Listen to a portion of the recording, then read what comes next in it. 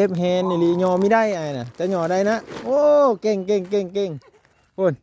เก่งอย่างนี้นี่สร้อยได้ยอได้อยู่วะนี่ฮะลองมึงดูเลยโอ้ยเอ้ายอมึงดูเลยสองมือมือเดียวก็ได้โอ้สิผ้าไว้เถิงบ่หรือผ้าไว้ลุ่มฮะผ้าไว้ลุ่มบ่ป่ะเอาผ้าไว้เถิงก็ได้เอาไว้ดีๆเด้อระวังบุญมีแกะกินได้ยินว่าบุญเพ่ง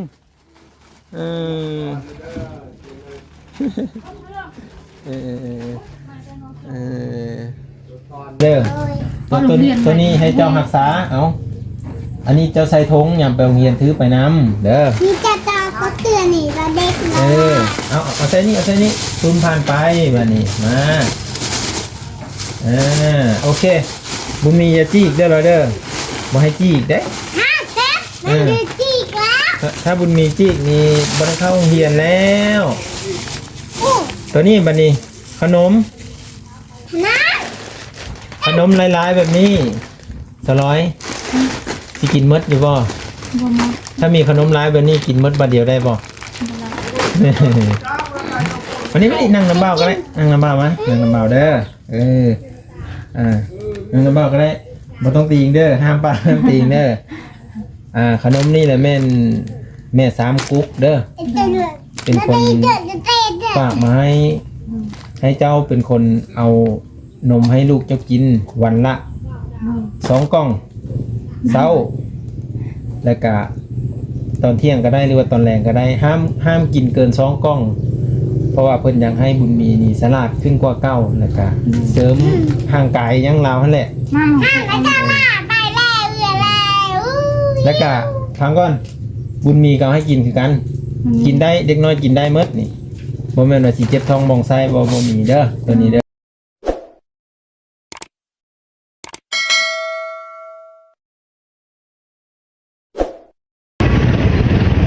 ตอนนี้ก็มาซื้อขนมเนาะ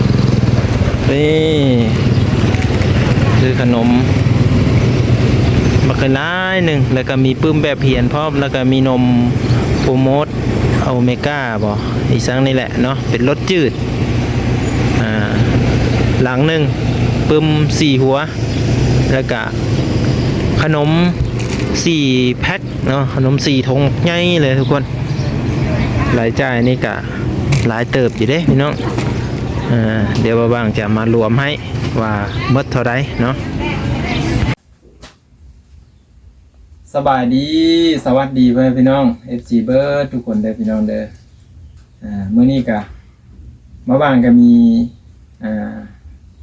ตากล้องเธอเพื่อนพี่น้องผู้คุมกล้องให้เนาะอันนี้เห็นเมื่อมันบ่เมื่อนี้มาบางก็ขอบใจขอบพระคุณเนาะมาบางขอบพระคุณ FC ทุกคนแหละที่เข้ามาติดตามแล้วก็เป็นห่วงเป็นใยของน้องบุญเพ็งไว้พี่น้อง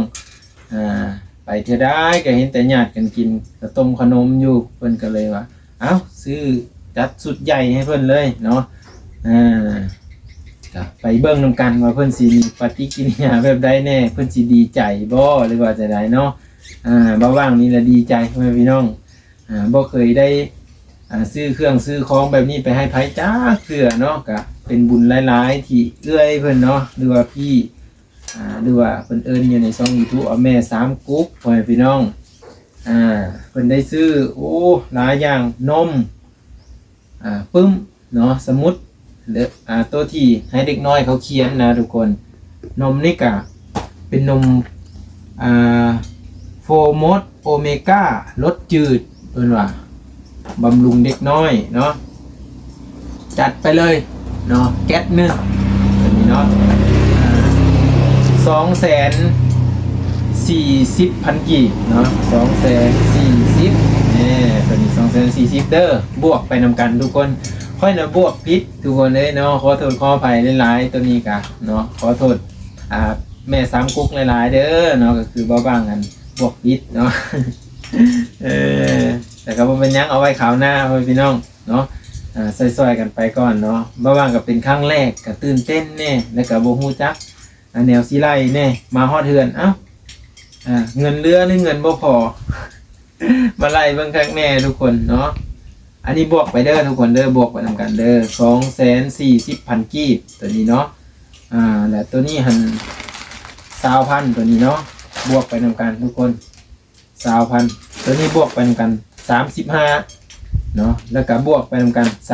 35บวกไปนำกัน35เนาะ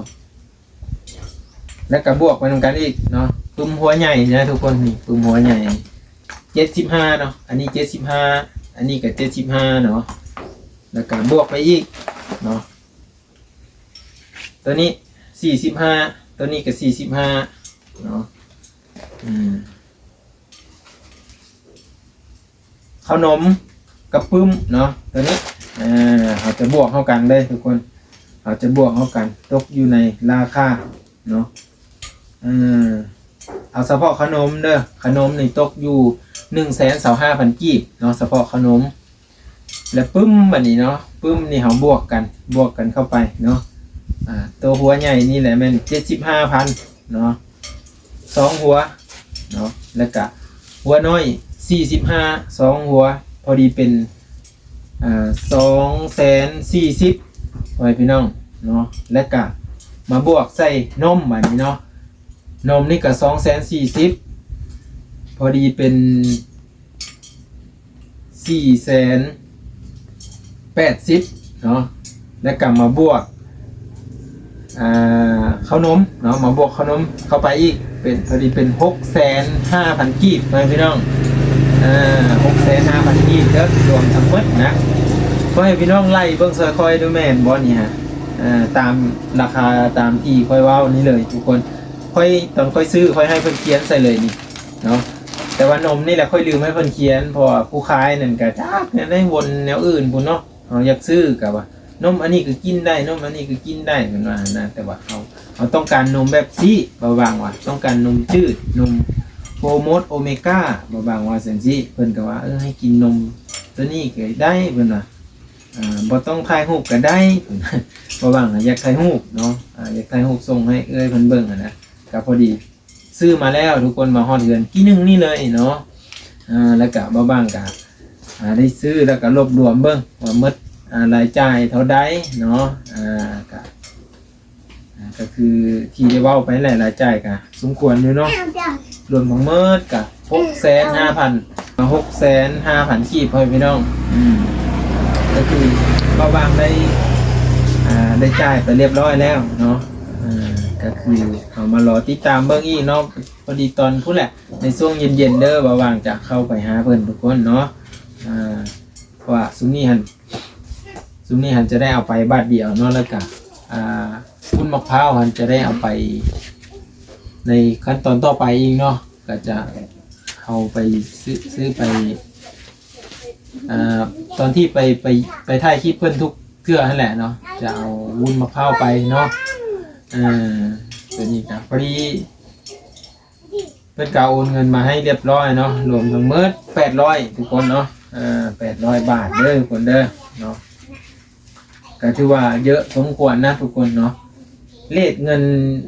675,000กีบเนาะกีบบาท675,000เนาะ675,000กีบเนาะคนจะไล่เลขนี่เลยทุกคนเนาะเอากะ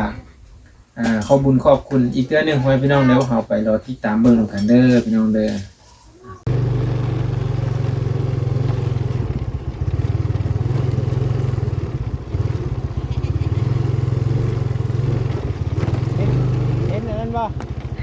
เห็นไอ้เมย์พี่เกิ้งบ่ช่วยนำกินนี่นะนี่ไปเอารถเขาดิยังอยู่น้ำหรือยัง2 ตุ๊กหมดเลยว่าเขาเห็นอยู่ในถึงไฟตำรวจมาถ้ามีวันหนึ่งไม่นานใส่เสียเงินมาให้แล้วเต็มกระเป๋าแม่นป่ะมาเทียงกับพี่เกิ้งมาเทียงกับพี่เกิ้ง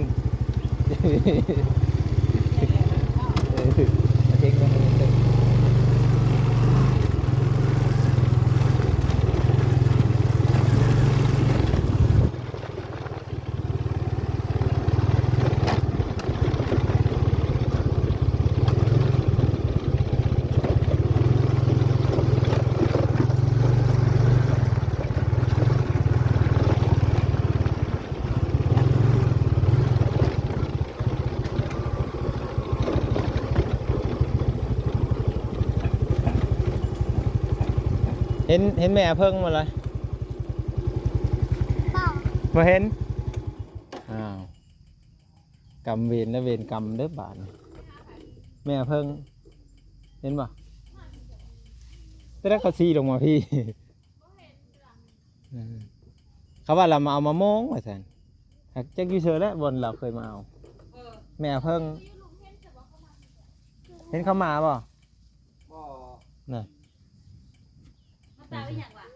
ฮะเออ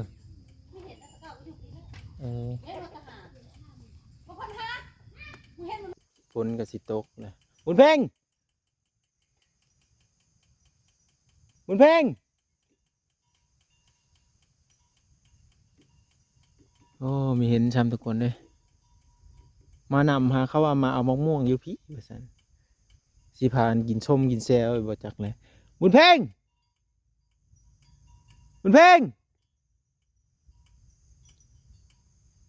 บ่เห็นพี่น้องไปกลับบ้านนี้ฝนกับสิตกเนาะเดี๋ยวได้นี่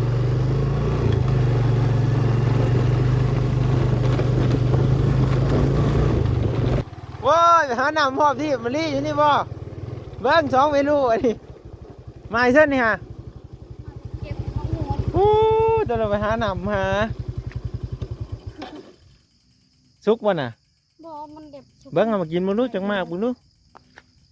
เบิ้งเอามากินเบิ้งหัน วันนั้นนี่ด้วยค่ะ เออจังมากเลยนี่เบิ้ง พี่ชายขึ้นหันได้ อืม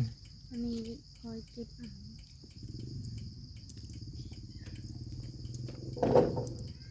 หารเต็มเสื้อ ซุกบ่นี่ฮะเอาขอบใจเด้อโอ้แย่เลยโอ้นิ่งเบิ้งได้นักเห็นนี่นักเห็นไปโรงเรียนย่อไม่คุ้มมือนี่ฮะ ไป ไปนี่ตอนแรกพักเนาะ หาเวียด มาหานำหานักเห็นเจ้านี่แหละคนดุไปโรงเรียนก็ต้องนำหาแล้วเนาะ ไปสิขี่รถจักรหรือสิย่างย่างนะเอาย่างก้อนเถอะนะย่างก้อนเลยป้อเลยไหวๆเด้อเธอหอดเทินนั่นแหละ โอ้ยบ่ได้ว่าแล้ว เอาด้วนๆพ้นขี้ตกแล้วนี่เบิ้งเขามาหาอยู่เหินน่ะเต็มอยู่ฮะนะเขาค่อยไปนำหาเดี๋ยวนี้ฮะจักเขามาเต็มเหินอยู่ไปไว้เด้อ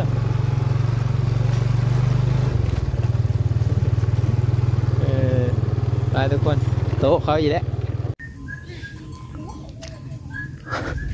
โอ้จะได้ไปนำมาเนาะลึกดีทุกคนไปหากินมะม่วงไปเนี่ยนะ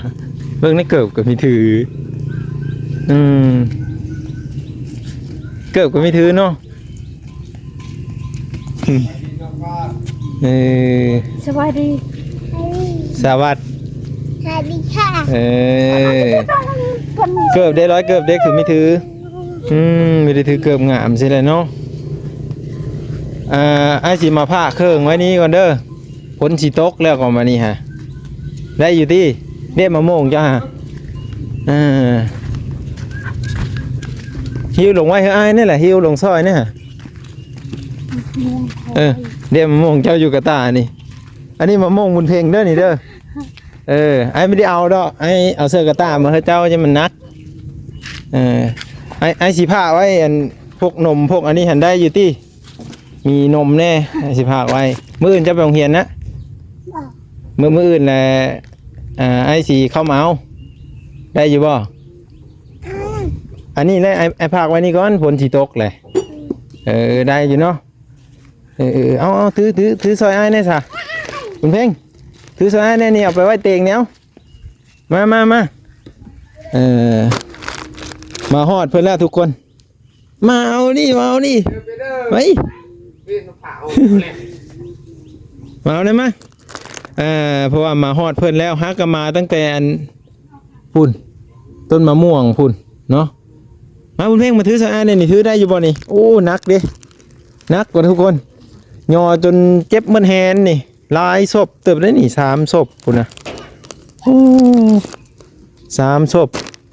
เจ็บแฮนนี่ลียอไม่ได้ไอ้น่ะแต่ยอได้นะโอ้เก่งพุ่น เก่งอย่างนี้นี่สร้อยได้หยอได้อยู่วะนี่ฮะลองมึงดูเลยโอ้ยเอ้าหยอมึงดูเลยสองมือมือเดียวก็ได้โอ้สิผ้าไว้เถิงบ่หรือผ้าไว้ลุ่มฮะผ้าไว้ลุ่มบ่ป่ะเอาผ้าไว้เถิงก็ได้เอาไว้ดีๆเด้อระวังบุญมีแกะกินได้ยินว่าบุญเพ่ง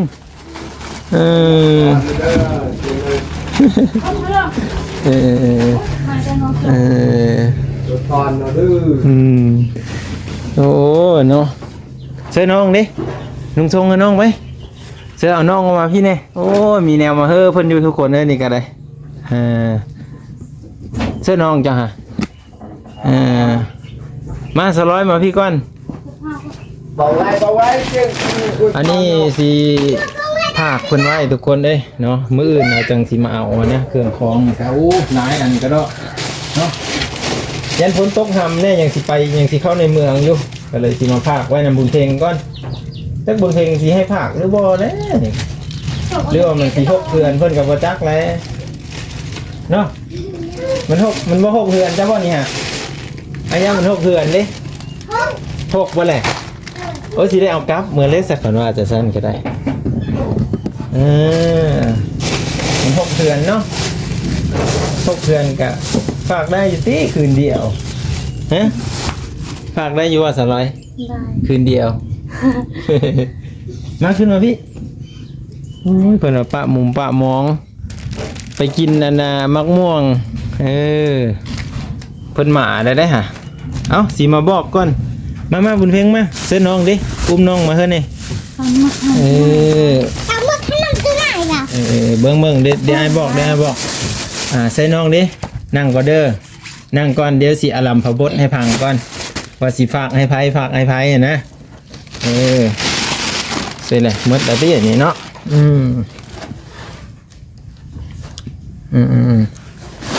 ได้แล้วบ่บุญมีเด้เบิ่งดูค่ะบุญมีกะขอโทษ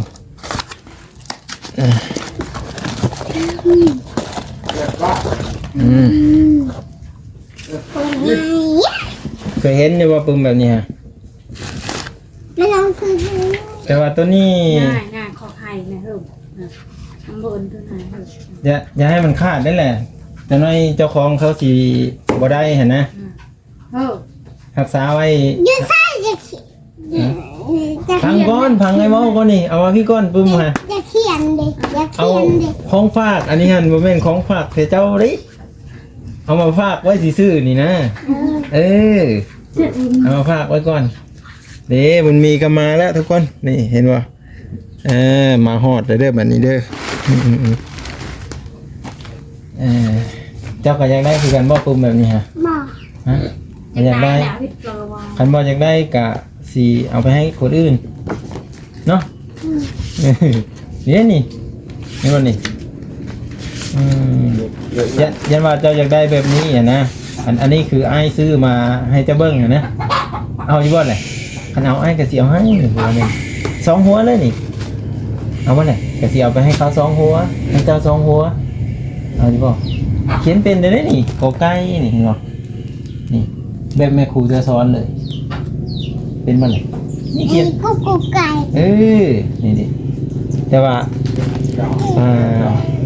สีเสลยเลยเนาะ เจ้าจะเขียนอะไรตัว อันนี้ก็คือเพิ่นหู้อยู่บ่บ่หู้ซ้ำ ขาไข่ อันนี้คือตุ้มแบบเหียนเด้อ2 หัวนี่แหละให้ถือไปโรงเรียนไอ้สิเอามาให้เจ้าหมดนี่แหละนี่ทุกเครื่องนี่ดีใจอยู่บ่ฮะดีใจ200ได้ดีใจอยู่บ่ ดีใจ เจ้า ขนม เจ้า บักกะลาย ฮะ 4 แพ็คคนเนาะ ประเลย ตัวนี้แหละให้เจ้า ฮันจะนี่ดอกเลยเบิดดัก ติดธงเด้อ อันนี้ง่ายนี่ อันนี้ เยอะเยอะเด้ฮันจะนี่ดอก ปึ้มแบบเพี้ยนภาษาลาว อันนี้เด็ก วัดเวลาครูสอนเลยให้เขียนตามนี้เด้อนี่สมมติคนมานางบุญเพ็งเจ้าเขียนกอไก่ก็เอากอไก่ขึ้นมาเบิ่ง เด้อตัวนี้2อันนี้ต้องรักษาใส่ถุงทำให้น้องจี้เด้อ2อันนี้บัดนี้2อันนี้ให้อยู่เฮือนเด้อสลอย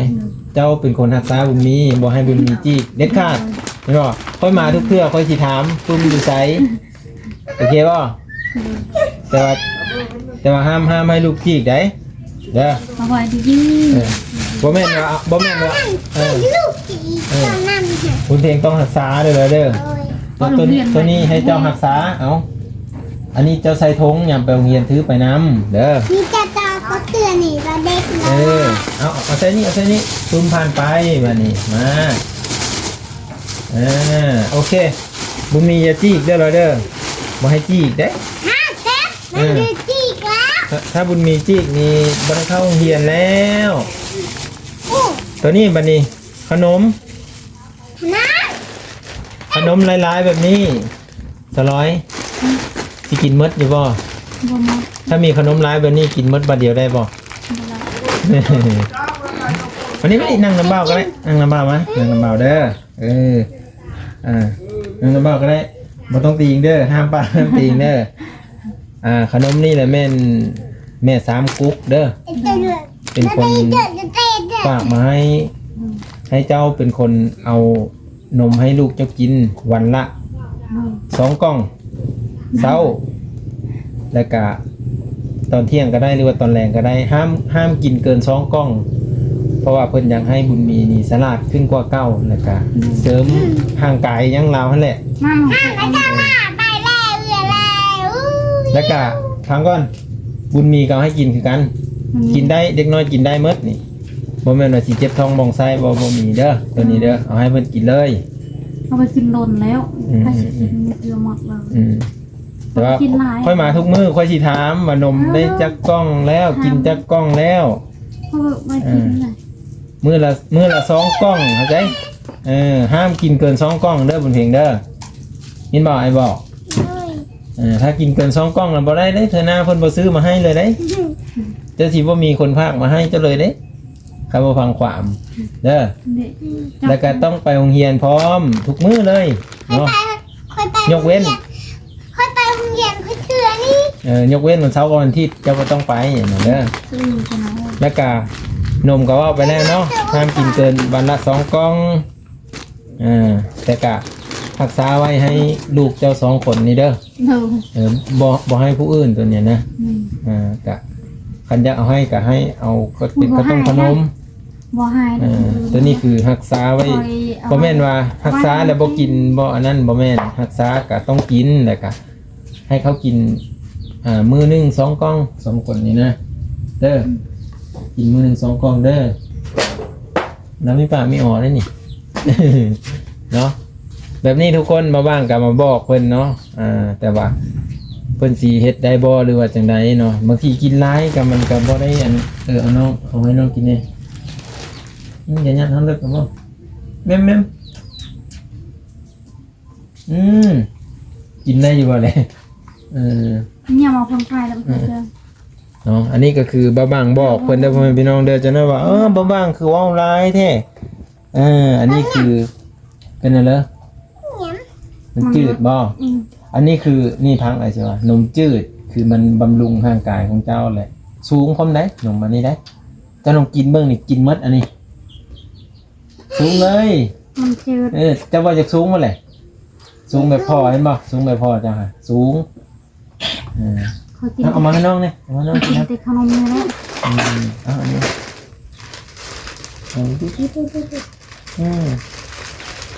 ใครจะกินขนมจะไหนแล้ว แค่ของเรา ป้าขอมีอะไรกินมาก เล็ก ปนไหนพี่เลยข้ามเลยวันนี้ตายทักวันนี้ตายทักเอาก่อนเอ๊ะ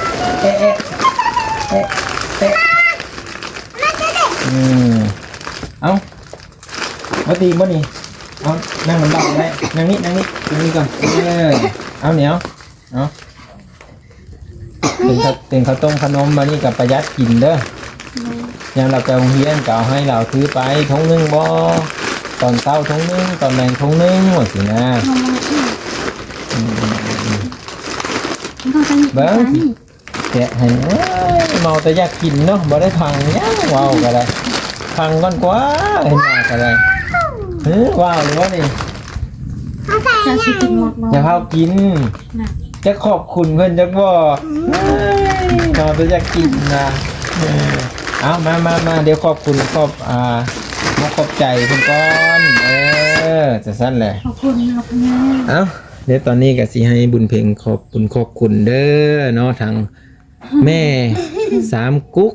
เข้าใจบ่ สามกุ๊ก แม่สามกุ๊กเจ้าคุณซื้อบ่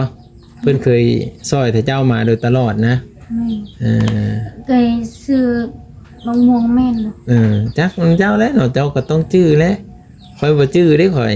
แม่สมกุ๊กหันแล้ แม่สามกุ๊กเด้อบุญเพ็งเด้อชื่อเด้อล่ะเด้อแม่สามกุ๊กซื้อปึ้ม4หัวซื้อนมแก๊ส1ซื้อขนม4แพ็ค4ศพใหญ่ๆจัดเต็มเลยเพิ่นว่ารางวัลของคนดุ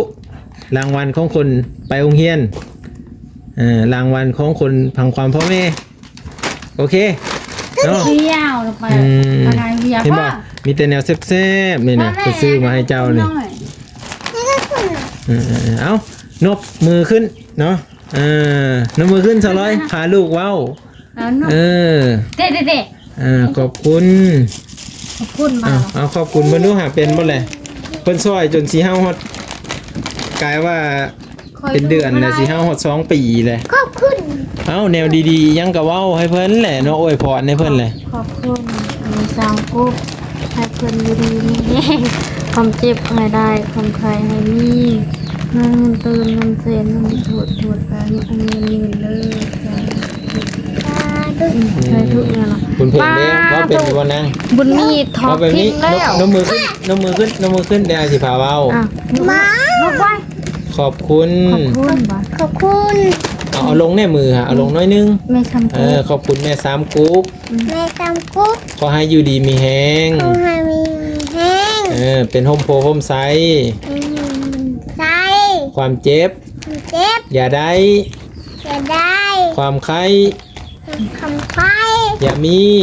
จะมี ขอให้มีแต่ความสุข ใครมีให้ทำสุข ความเจริญ เจริญ สุขภาพ สุขภาพ แข็งแรง แข็งแรง อายุมั่นยืน ยืนวันยืน สาธุ สาธุ จือไว้เด้อ คือบุญมีทอดทิ้งแล้ว อันนี้ก็คือ เอามามอบให้เพื่อนแล้วพอพี่น้องเอ้ยเนาะกะได้บอกเพื่อนว่าจังซี่อ่ะนะบางทีเพื่อนสิบอกเข้าใจนี่เห็นบ่เนี่ยคือจังซี่เนาะใจเหี้ย ก็หยิบจ้ะ กินเลยบ่เนี่ยบัดอวยพรคืออวยพรว่าเป็ดว่ะโอ้ยแม่ก็ได้เดี๋ยวหน้าให้พ่อใหญ่เกิ้งซ้อนให้เลยบัดเพิ่นมาหาได้สักสิอวยพรให้เพิ่นจะได้แหละบัดนี้ ตัวนี้มีแห้งคนเก็บได้ นั่นดิเป็ดนั่นนี่จื้อไว้เด้อบนเพลงเด้อถ้าหน้าไอหมาอีกให้เจ้าอวยพรให้อีกเด้จื้อไว้จะต้องเหียนเด้จะต้องเหียนเนาะ ตัวคือดอกเอ็นจาต่อจาก คือไม่กินตัวนี้ให้มันหมดเลย กินตัวนี้ให้มันหมดก่อนอย่าไปกินตัวอื่น ของมันเพ่งแม่นี่ โอ้สิของบนเพลงอีก ๆกินกระเป๋ากิน ขอยันมีไว้แต่แม่นี่แหละสิเป็นคนหลักกินของบุญเพลงหมดนี่นี่เงาะเลยได้ฮะน้องบุญเพล จิ ง ตยังมันกว่าเปลี่ยนมาหน้า ปอนน้องเนี่ยบุญเพลงต้องหักษาเด้อเลยเด้อปึ้มนี่เด้อพังก้อน100สิบอกเด้ออันนี้คือเงินคำน้ำแก้วที่เพิ่นหามาได้นี่กับบ่แม่นว่าหามาได้ง่ายๆเด้อเห็นบ่สุเจ้าต้องเป็นคนรักษาให้เพิ่นซื้อมาให้แล้วก็เพิ่นส่งเสริมอยากให้บุญเพ็งนี่ได้เรียนหนังสือได้มีความรู้ลูกเพิ่นก็สิใหญ่กว่าบุญเพ็งนี่น้อยหนึงบ่เห็นเพิ่นถ่ายรูปส่งมาให้เบิ่งกับพอดีเป็นตาแพงกำลังเรียนหนังสือกำลังเรียนเขียนแบบคือกันเลยเด้อบุญเพ็งเด้อจะต้องรักษาได้บ่ให้น้องอยากจี้ก็เอาปึ้มนี่ยับออกแต่น้อง ไปตอนเช้าโรงเรียนค่ะ สาวร้อยกับคันลูกอยากจีกก็จะป้าให้เราจีกเด้เงินเพิ่นสิหามาได้อันนี้สุเจ้าว่าเท่าไหร่นี่มันสิเข้าฮอด1,000 บาทเด้ ค่อยสิบะให้เจ๊ก จะต้องรักษาเด้ เจ็บก็หนัง จะน้อยเพิ่นเว้านำค่อยแนวนึงบัดเห็นลูกอีหลีว่าเอาจีกก็จีกไปป้าให้มันจีกบ่ได้เด็กน้อยเฮาสิไปถือสาเขาบ่ได้จะเป็นแม่จะต้องรักษาเด้เถอหน้าเพิ่นก็บ่ซอยแล้วว่าสิ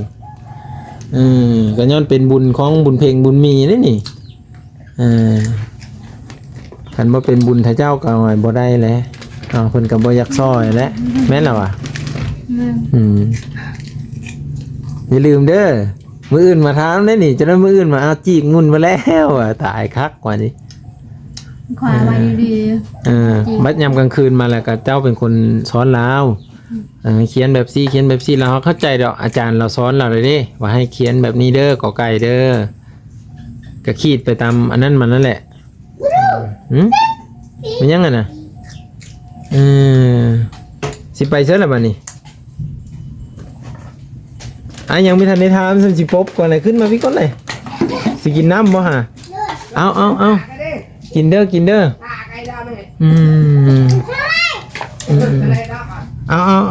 นน้ำแล้วมาพี่เด้อเดี๋ยวไอ้สิเข้าไปในเมืองพร้อมแน่นี่ฮะอายามันค่ำนี่หิมะไว้เดี๋ยวไอ้สิถามก่อนจะข่าวนึงนี่นะบุญเพ็งเพิ่นไปโรงเรียนแต่เช้าบ่มื้อนี้ ไปแต่เช้า อ๋อแหละเพิ่นมาแจกบ่เครื่องของ บ่เห็นเนาะ อ๋อ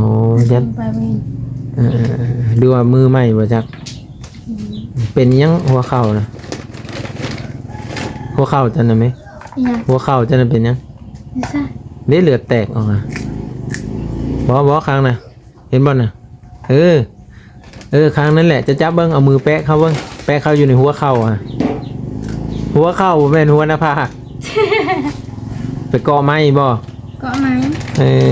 เป็นเนาะบ่บุญเพ่งเจ้าไปโรงเรียนมื้อนี้แต่เช้าอ้ายบ่ได้ไปซ้ำอ้ายก็ขาเวียกเข้าไปในเมืองก็เพื่อสิได้มาทุกคนก็พอดีไปซื้อเครื่องนี่แหละนี่เห็นบ่นี่แล้วก็ซื้อเครื่องมาขายอยู่ในห้างแน่เนาะก็หลายอย่างทุกคนอันนี้ก็รวมๆนี่ก็หมดอยู่ 600,000 เด้อ600,000กับ 5,000 กีบเพิ่นซื้อมาให้แต่เจ้านี่ได้รวมๆหมดนี่นะต้องรักษาได้เงินเพื่อเพิ่นสิได้ฮอด 600,000 นี่ 700-800 บาทบ่แม่นของคอยเด้อนี่เด้อสิประมาณนี้ทุกคนเลยบุญเพ็งก็มิดสมอยเลยบุญเพ็งก็ได้มื้ออื่นได้ไปอยู่โรงเรียน ไป ขันพ้นมีตกหามเนาะโย่ขันพ้นตกหามเลยบ่ได้ที่ทุกคนเลยเปียกเลยได้ ตังจุกนั่นน่ะ เดี๋ยวมื้ออื่นสิมาหาอีเด้อมื้ออื่นเด้อคันว่าไปโรงเรียนเด้อพอกันอยู่โรงเรียน โดน ไปว่าแล้วโรงเรียนไปบ่โดยเบิ่งดูหั่นโดยหรือบ่คันบ่ไปก็ว่าบ่เด้อ เพื่อนเอาตี คันไปโรงเรียนก็ว่าโดยว่าสิไปโรงเรียนหรือบ่ไป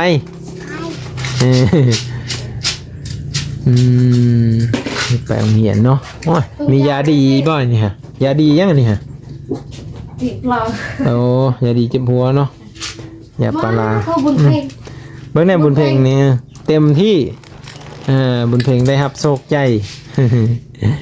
บุญเพลง อันนี้ก็มีปากเลยได้นี่ฮะมีสมอยเลยเนี่ยมันมี เสร็จทุกอย่างไม่เอาหรอกเพิ่ง มีปากมีออเลย ถ้าบุญเพลงกูจะเต้บุญเพลง เฮ้ยป้าเฮ้ยแม่ป้าจ๋าเนี่ย จะเต้บุญเพลง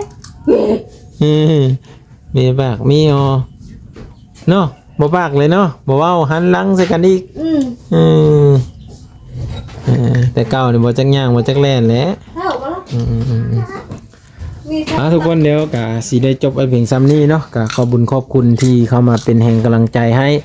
ขอบุญขอบคุณทางแม่สามกุ๊กเนาะที่เพิ่นซื้อข้าวต้มขนมมาให้เพิ่นไปสิแหละเนาะก็ดีมกดีใจนะพ่อแม่พี่น้องเอ้ยก็ขอให้เพิ่นอยู่ดีมีแฮงความเจ็บจะได้ความไข้อย่ามีเนาะปราศจากโรคภัยไข้เจ็บเนาะสิ่งที่บ่ดีก็ขอให้ไปนำปีเก่าเนาะปีใหม่นี้ก็ขอให้เพิ่นครอบครัวอยู่ดีมีแฮงเนาะเฮ็ดเวียกทำงานอีหยังก็ขอให้เพิ่นเจริญรุ่งเรืองเนาะ ทุกประการให้พี่น้องเนาะนี่เลยเนาะเพิ่นก็ซอยเหลือคนเบิ่งแยงสนับสนุนสนับสนุนอาจารย์ตัว ร้านน้อย เนาะ อาจารย์ตัว ให้ได้เรียนหนังสือเนาะให้มีความรู้ให้พี่น้องเอ้ยเนาะบุญเพ่งมาพี่ก่อนโค้งสุดท้ายแล้วแหละบัดนี้เพ่ง บุญเพ่งใช่กระโปรงใหม่บุญเพ่ง เนี่ย กระโปรงเลยนะ งามเลยมีแต่สุดงามๆเนี่ยเอาสบายดีก่อน ไปดีเลย ปิดท้ายสวัสดีค่ะ สวัสดีค่ะ นุ่งงามๆเลยนุ่งงามๆเลยเอานั่งปิน สวั มา สดีค่ะ ดีใจเลยเนาะย่ำกินแล้วก็เลยอยู่เวลาอยู่ย่ำกินแต่สั้นเลยจะกินหลายเด้อเจ็บท้องเลยเจ็บท้องจะน่าแบบยากแพทย์ยากหมออีกไปกลับก่อนทุกคนบ้านนี้เนาะทำมือตื่นตาเอาเก็บเด้อปึ้มนี่เด้อมื้อแรงก็สอนให้แล้วเลยขอไก่ขอไข่ เรียนเกิดนพาอมปมมากระมิกมากระยาเพิ่นสนับสนุนนี่เพิ่นซอยซื้อปึ้มซื้อซ้อมาให้อยากให้มีความรู้ เก่งนะพงเด้ออยู่หลอกเด้อน้องเด้อ บัดยามไปเพิ่นกันนี่แหละไปน้ำลูกแม่ปลานี่นั่นน้ำลูกน้าสาวไปโรงเรียนนำกันเนาะขี่รถไปนำกันของนี้ เรื่องน้ำบอกเด้อ ไปพ้นก็สิตกพอพ้นบาดนี่ ดูให้ตา เนาะพ้นก็สิตกแล้วพี่น้องเอ้ย เดี๋ยวมาลามมือก็เครียดชื่อเครียดมือก็มีไอ้ พ้นมาแล้วนั่นนี่ปกเป๊กอยู่เนี่ยไปกลับก่อน